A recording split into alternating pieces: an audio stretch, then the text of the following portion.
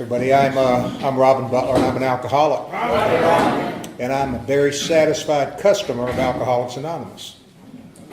Wallace, thank you for that introduction and for the invitation to speak here tonight. I've been looking forward to this since we chatted in July, and here we are tonight.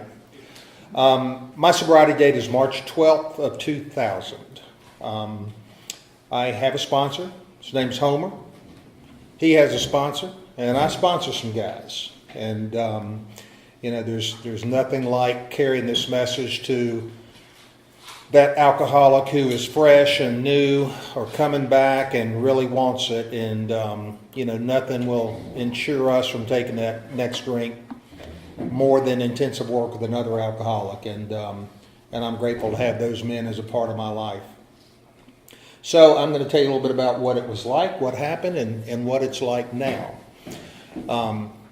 Born in Charlotte. I'm 66 years old, so I was born in 1952. And, from the early start, I felt a little bit different. For one thing, we were a Catholic family in a state that didn't have very many Catholics back then. I went to Catholic school, and for the first 3 years of my life, that didn't seem so different. But then we moved to Rowan County, and we moved out in the country in the middle of a Baptist Bible Belt. And those folks down there were convinced that what they needed to do was convert my younger sister and me into the Baptist faith. And we had a lot of stuff that was thrown at us that I didn't really understand, Can Melvin come out and play ball? You're going to burn in hell because y'all changed the Lord's Prayer. What are you talking about? I just want to play ball. I don't understand what you mean. There was a lot of that I didn't quite understand, but I was made to know that I wasn't like those other folks. Now, we'll say that growing up, I was the fourth of 5 children. There was alcohol in our house. I don't know that, I never saw my mother or father drunk. We had a little cabin down on Lake Wiley that my dad kind of built from scrap lumber, and he liked to fish. And in the summertime, we spent a lot of time down there. We would pack up the car. They'd carry their Sears Silvertone turntable and their big band records, and invite their friends and sort of distant family members down there, and there was a lot of partying at the lake house, a lot of dancing. Alcohol to me represented conviviality and fun, and that's what I saw when I was growing up. If there was, at 5, 6, 8, 9 years old, 10 years old, I didn't really know what being drunk was. But if there was somebody there that had a problem, a lady that was a little emotional, my mom's shoulder was the one they cried on. I didn't see my mom doing that. And I can remember my folks talking one time about a guy named Shorty who couldn't drink. And I thought, man, what happens if he gets thirsty? I didn't know what that meant, But anyway, life went along, and we moved to Salisbury, and I was at Rowan County, and I took my first drink. Well, I had a few sips of alcohol going along. I remember, being 4 and having bronchitis, and my mom giving me a potion of whiskey and honey. And I will tell you, I can remember how warm and sweet that felt going down. And I don't know if it cured me, but I enjoyed feeling bad. Y'all have had that feeling, I'm sure. So there were sips of cocktails all along the way. But, the first time I got drunk, I was probably 15, 16 years old. And a bunch of us, after a football game one night, went out to an old quarry. One of the guy's brother had bought me a bottle of bourbon, Ancient Age, AA. Imagine that. It all started with AA. And so I was drinking Ancient Age out of a bottle and chasing it with warm Pabst Blue Ribbon. That is not a recipe for keeping it there. I got sick and kind of ruined a slumber party for some of the majorettes in the high school band, and woke up the next day feeling terrible. You know, I rolled in at 3 in the morning. My mother was up, waiting on me. Where you been? You're getting up and going to work tomorrow, and I did, and man, I felt awful. And I worked at a drugstore, and the pharmacist there, said, "What's going on with you?" And I said, "Oh God, I'm just hungover. You sit down here. Let me fix you up a little concoction." And he mixed up some Pepsi and ammonia, and I don't know what else, but I'm serious. It was spirits of ammonia, and in about an hour I was feeling pretty good. And then all the people, guys at school Monday, "Man, you were great." Da da da da da. I was kind of the center of attention. And that kind of opened the door for me to hang with the in crowd, the guys that I've been wanting to hang out with. I had gained admission to the club. Now, I was not a guy that drank every weekend. I might have a beer or two, but I, in my teenage years while I was still in high school, I was an occasional drinker, and every once in a while would drink way too much. The rest of my life I was the All-American kid. I was an Eagle Scout. Still am an Eagle Scout. Always an Eagle Scout. Active in my church youth group. Wasn't spiritually connected to a power greater than myself, but I was involved in the social part of it. And as part of scouting, I earned my church award, and that required me to serve 250 hours as an acolyte, an altar boy, and that took about 3 years to get all those hours in. I was president of my student council, and all of those things that made me look like the all-American kid. But I'll tell you, I was that far away from being a juvenile delinquent. I skated by the skin of my teeth in a couple of situations. In one case, I was a sophomore in high school, and the president's student body came and got me and another guy out of class and said, we need to go down to the band room and just deny everything.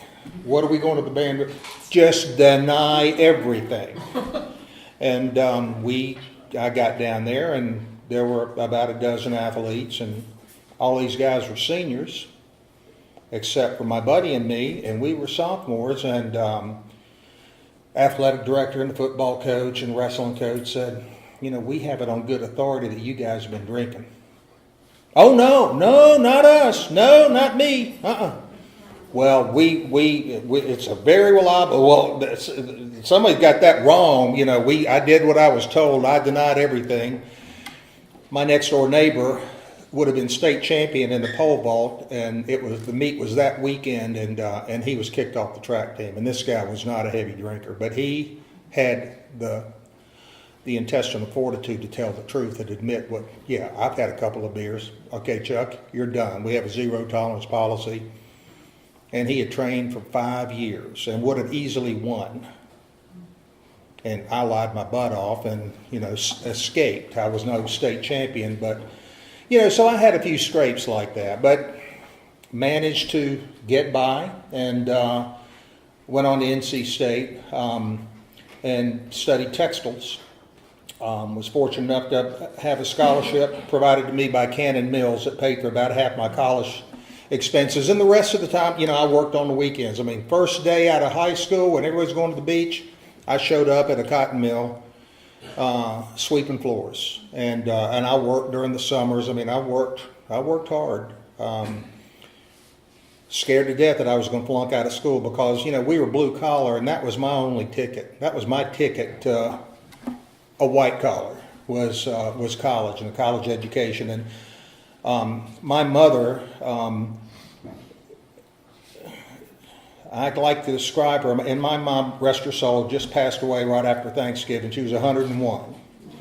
I like to describe her as being a cross between Aunt Bee and Roseanne.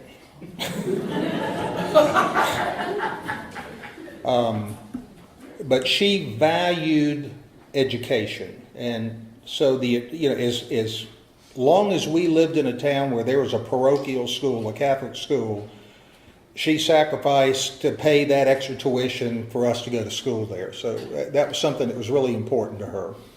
And with her encouragement, I was awarded that scholarship. When I got to state, that student body president who told me to lie about everything was a member of fraternity, and he played baseball at state, and he's a stand-up guy. I mean, he was retired as a high school principal and a solid citizen, and he invited me to rush his fraternity my freshman year, and I joined that fraternity my second semester freshman year. Had a girlfriend back home. Cute little majorette. Y'all remember Barbie's little sister, Skipper? This girl was a Skipper doll. She was tall and thin and a gorgeous little thing and could twirl a baton. And, she was a majorette in the band. I was a drummer. And, we dated my senior year in high school and all my freshman year in college. And at the end of that year, I broke up with her. The thrill was gone, and I thought it was gone on both sides. And about 6 weeks after I did that, I realized I'd made a mistake, and she had moved on. And it talks about that in the 12 and 12, about the girl that we wanted to marry married somebody else, and that was that situation. And at one point in a conversation after that, she said to me, Robin, we never had sex. She said, but if we had, we'd probably still be together today. And I thought, well, I'll never make that mistake again. So you can imagine, I was a frat slut. What can I say? And it was a good time to be one of those people because it was after the pill and before AIDS. And, drinking age was 18. This was the early 70s. And, herbal substances were abounding. And, at NC State, it was, my senior year, we won the national championship in basketball. And it was, I had a good college experience. But I also learned how to drink pretty seriously being in that fraternity. At one point, we went out and bought a used Coke machine. And now, we were living, our fraternity house was state-owned, university-owned. We rented it. We bought a Coke machine, brought it over to the house, and put beer in it. So you can buy beer for, 25 cents, 24/7. I don't know why the state of North Carolina frowned upon us selling beer without a license on state property to minors. Didn't seem like a bad thing to us, but once that was discovered, the drink machine, the beer machine got out of there pretty quick. But it was a good time. And I'll mention this too. My dad worked for the railroad. We were blue collar. And I met people at NC State and in that fraternity and other fraternities that lived a totally different life than I lived. And I'm going to tell you about 3 of these guys. One of them was named Jimmy. He was my roommate for a while and in my fraternity. And when Jimmy was 8 months old, there was a family that walked through Oxford Orphanage. They were from Faison. It was a married couple, owned thousands of acres of land, and could not have children. And they had gone down to this orphanage to adopt an infant. And as they walked through this toddler's nursery, this little baby does this as they walk by. And the man stopped and said, "That's my son right there." And by the time the ink was dry, that little 8-month-old baby was a millionaire. And he was a gifted athlete. He got a degree in civil engineering, developed some shopping malls in Durham, taught me serious life skills. Jimmy he had a Corvette. He taught me how to steer his Corvette with my knee while rolling a joint, driving down Western Boulevard.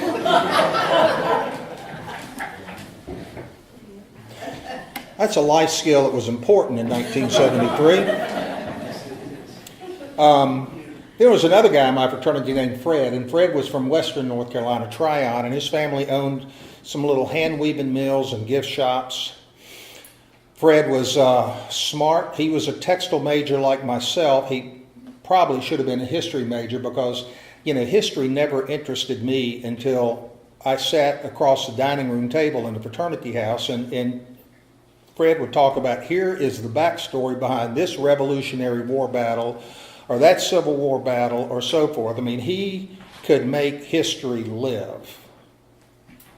He had a lot of money, good-looking guy. He looked kind of like George Washington, had one of these hairstyles that looked like George. His hair wasn't powdered, but,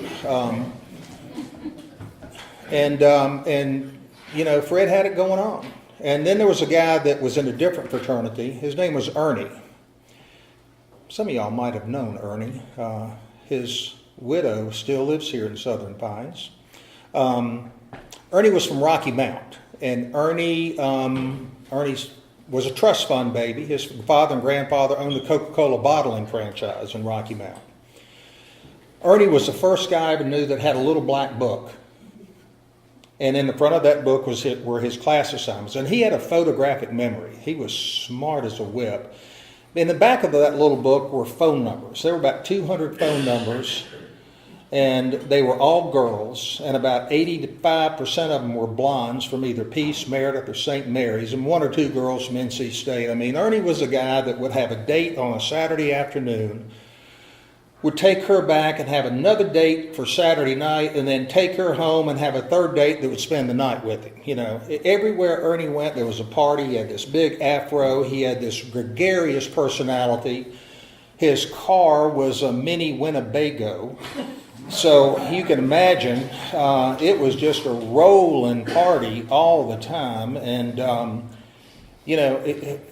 we had a lot of fun. And those, I considered those guys to be the fortunate sons. I mean, they had money, they were popular, they had girls. And, I was sweeping floors in a cotton mill on the weekends. Why couldn't I have been born like them? Hell, if I'd been born like them, I'd be Charlie Sheen. Are you kidding me? But I always, they were good friends, they were generous with me. I can't say that I was, I was probably jealous might be the word. I had no resentment toward them, but why couldn't I have been born like that into a family like that, So that was kind of part of my college experiences, hanging around guys like that. I'll get back to them in a little bit, but got out of school, eventually got into the real estate business of all things after having a degree in textiles. Went to work with a family friend and then his father, and it took me about 3 months to realize that Dad had a drinking and a gambling problem, and that business he was going to give to his son and me was about $100,000 in debt. And I realized that I didn't want to have that gifted to me. So I declined that opportunity and went to work for Century 21 Real Estate as a franchise salesman and then a sales trainer. And then eventually I went back and bought out their business. The son had moved on and Daddy was struggling. And so, my timing is impeccable. I bought the business in about 1980, just about the time mortgage rates started soaring to 14%. It was not the time in the 20th century to be in the real estate business. And by then I had met a girl that I'd shown a house to and sold her a house. And, she was a sweet little mountain girl. I mean, she was so far from back up in the sticks where she lived that even the Episcopals handled snakes on Sunday. I mean, she was way back there. And, but she was sweet, had a little 10-year-old daughter, and they needed a man in their life, and I was ready to settle down, and we got married, and we had it was a nice marriage. We had a great time for a long time. Eventually moved to Seattle, and in Seattle, the company encouraged me to take people out to lunch and to dinner, so I got to drink on company money. And out there, I had people start to teach me about drinking wine. All during this time of college and afterwards, I'm drinking, I'm drugging, and it's getting progressively worse. But in Seattle, I started becoming an educated drunk. I was learning about how to match wine with food and what's a Vouvray versus a Chenin Blanc, and I'm learning my stuff. And was out there from 85 to 88. When we moved out there, I thought in my mind, and I didn't realize it, but I was taking the geographical cure. I thought, I'm going to get out there. I'm going to find new friends that don't drink the way that these guys that I hang around with do. They don't smoke dope like these guys do. And I'm going to turn over a new leaf. And, within 2 weeks after getting out there, I'm talking to my neighbor across the fence, and in 10 minutes we're in his house, drinking and smoking. And, I just kind of gravitated to people that way. I wasn't ready. And so continued to drink, moved back to North Carolina with the idea presented to me by our company president that I'm going to retire. I'm looking for somebody to take my place, and you're one of my candidates. And they liked me so much. I moved back in 88. They liked me so much that in 1990, they gave me an involuntary opportunity for career redirection. They fired my ass because of my alcoholic type behavior, my inability to get along with other people, to do things my way. And there were some other things that went along, and I for a long time I blamed it on politics and so forth, but the fact of the matter is I deserved to be fired. So what did I do? On a resentment, I started a business that would compete against them. I decided to start a sales rep business. I'll show you, by gosh, you fire me, I'm going to take business away from you. And I did. I'm in the aircraft interiors business, so I found a company, a mill in Albemarle to rep that made upholstery fabric and drape. I found a carpet mill that I'd done some business with, found another company, found a seat cushion company, and built that little business as a sales rep business. Now, it's the kind of business where my customers are all over the country, so I got to go see them. And when you're on the road, all the rules change than the rules when you're at home. So I could justify taking customers out and getting slammed, drinking on company money and writing it off, and it got worse and worse and worse. And the things that I did, the places that I wound up when I was on the road, I'm ashamed to tell you about. Now, let me just pause and just tell you right now, I'm one of those middle class, sort of high bottom alcoholics. I didn't rob any banks. I've never had a DWI, although I've deserved 100. But I lost me, and I became emotionally detached from my family. My wife attended meetings in this fellowship for a while after I started.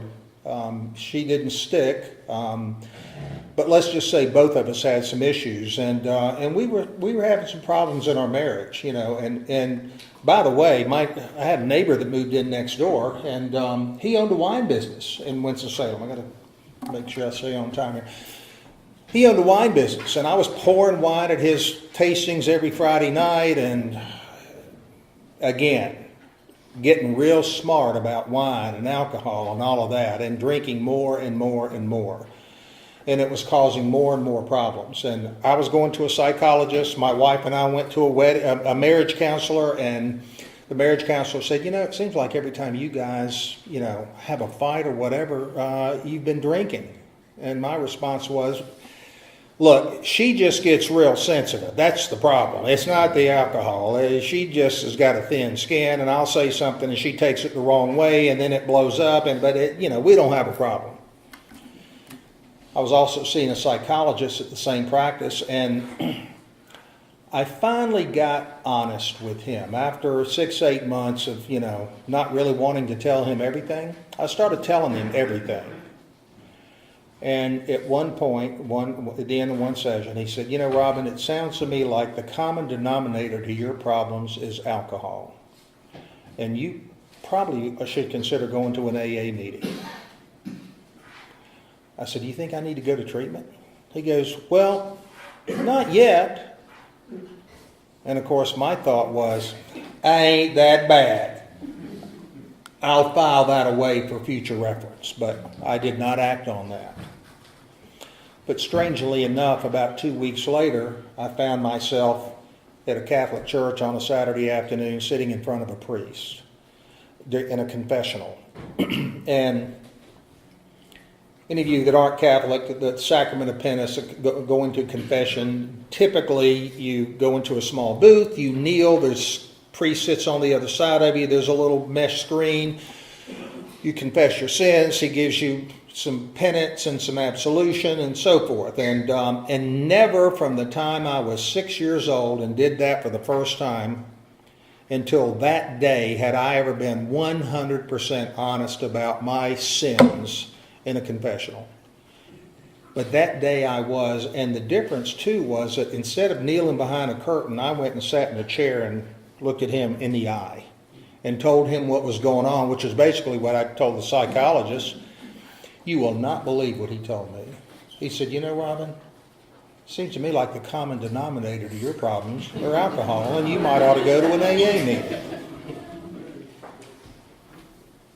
And I kind of looked up and went, okay, I get it. And I said, what do I do? And he said, give me a business card. Folks, that was step one for me. When it came out of the mouth of a priest, I realized I got a problem with alcohol, and I've got some unmanageability in my life. And so a couple of weeks later, I wound up at an AA meeting, my first one in Winston, Salem, March 12th, 2000. My last drink was about March 9th. I didn't get drunk. I was at dinner in Las Vegas. But I marked my sobriety date by the day after I smoked my last bowl. And, forgive me, but that's part of my story, and a lot of people in here are cross-addicted. But to me, I wasn't sober when I did that. So my sobriety date is the first day of sobriety after that event. I don't remember a lot about that first meeting. But what happened was that at the end of the meeting, there was a kindly Irishman who came up to me. And, he was quintessential Irish. Salt and pepper hair, ruddy sailor's complexion, tweed jacket with leather patches on the elbows, and a wonderful Irish brogue. And he kind of got between me and the door. And he told me a little bit about what Alcoholics Anonymous had done for him in his life. His name was Patrick, Bob Stitcher's first sponsor. And that conversation with Patrick was very important to me because it made me want to come back to my second meeting. And that was kind of step two. I kind of came to believe that this group of drunks could restore me to sanity based on what he told me that day. So I came back, and I kept coming back to that meeting. It's a meeting called Early Bird in Winston-Salem. And, it wasn't long after that my wife and I decided we were going to divorce. And, I did it I forced the issue, and I did it in a cowardly way. And I didn't say, I'm miserable, and I think we need to split. I did it in such a way that she said, get the heck out of my life. I don't want you around anymore. We're going to get a divorce. Again, not a very mature way to do things, but that was typically my way. Is if I wanted out of the situation, rather than me being honest and having a conversation, I would do something to sabotage the relationship so that the other party would say, "Get the hell out."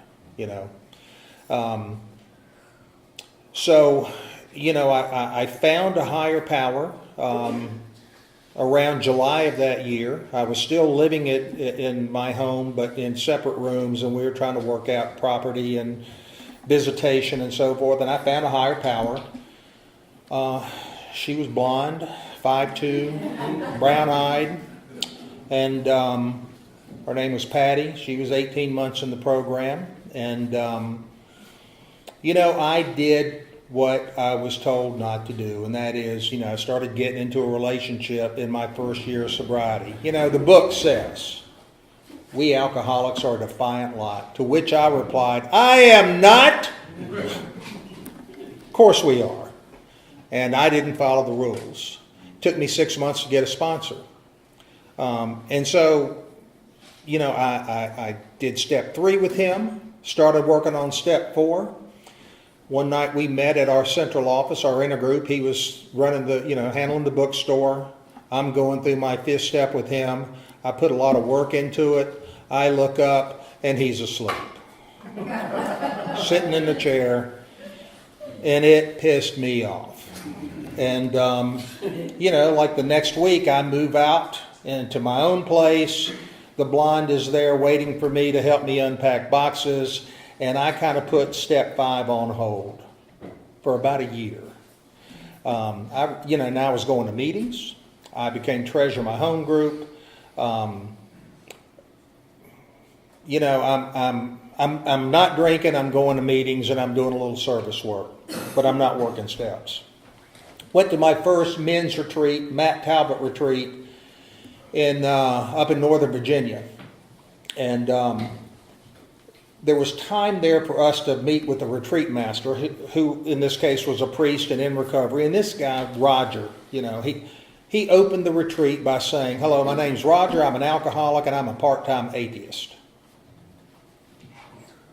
And, for this Catholic kid, having a priest say that kind of got my attention. And basically what he meant by that was, I keep taking my will back and trying to play God. And that was sort of the theme of that retreat. But I had a little bit of time to spend with him, and I thought, I'm going to take that time and I'm going to unload on him those secrets that I don't want anybody to know about. We all have them. He's 80 years old. He's not long for the world. I'll never see him again. He's the guy that I can unload this stuff on. And I did that. And, that was a tremendous burden off of me, and that jump-started me to finish my my 4th and 5th step. I did that. I had a different sponsor by then, but we finished that up. From that, I did my 6th and 7th step, and then started making amends to those people that I could.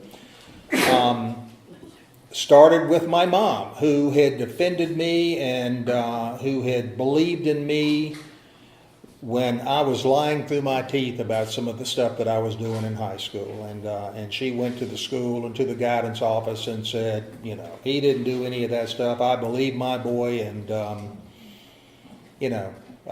and I had to tell her that I was lying all those times.